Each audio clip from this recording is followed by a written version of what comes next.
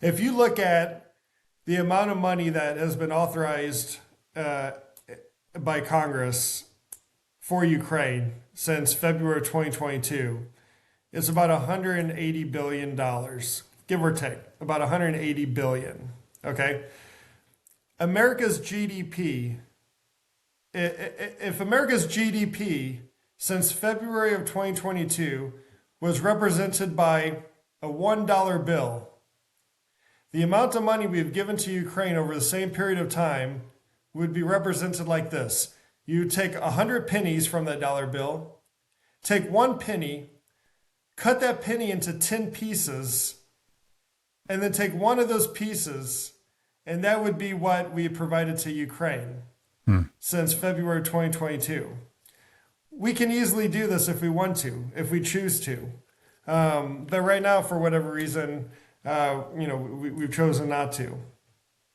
Yeah, and it's my understanding a lot of this aid isn't, we're not talking about just giving them cash. It's just weapons that would have been retired anyway, right? Yeah, this isn't pallets of cash like we saw with President Obama and the Iranians. Most of this money, about 85% of this money never leaves the United States. So here's how it works. We give Ukraine stockpiles that we have, and then we buy new stuff to replace our shelves.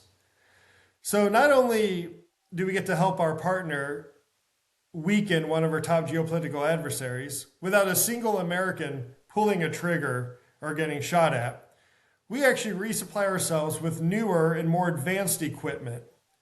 And then we get to see how our equipment actually functions, how it performs in a real wartime environment, something that's impossible to replicate through simulations and training.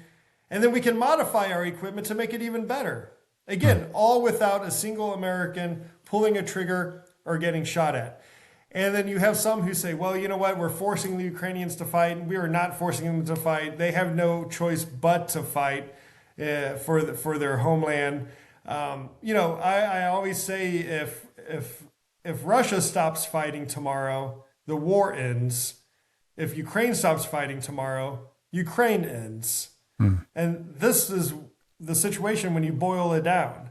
This is a country fighting for its existence, something that we in America haven't had to do, and God willing, we'll never have to do.